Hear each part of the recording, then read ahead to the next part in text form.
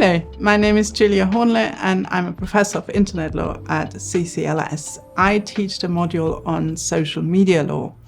This module looks at all the problematic content we find on social media and the interactions on social media. It has sort of evolved from media law, actually, the regulation of traditional media and how social media are different.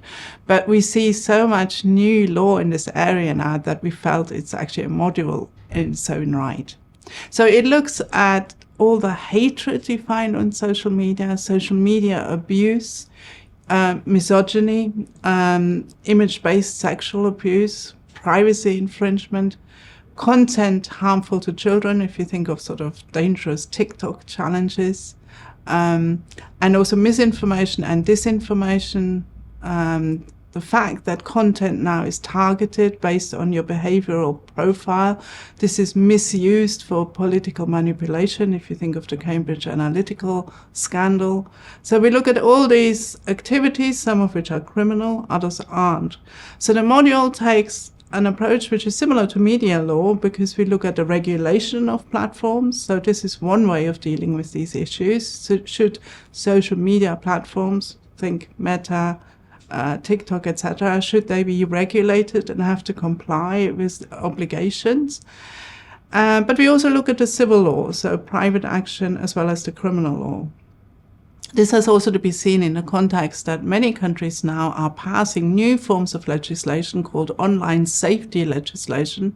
In the UK, we have the Online Safety Act, which imposes obligations on social media and search engines as well. And in the EU, we have the Digital Services Act. So we look critically at these new forms of legislation and how they relate to human rights. Think of freedom of speech. There's obviously a conflict between freedom of speech and media regulation. The course will be taught in a 3-hour session. So we have a 1-hour lecture and then an interactive group session. So you will have a lesson plan which will tell you each week what to read and what activities we will take. So, this can be a presentation, it can be a sort of mini-mood argument, it can be looking at the provisions of the law and applying them to a factual scenario. So we'll sort of train various oral and basically written skills in these practice sessions.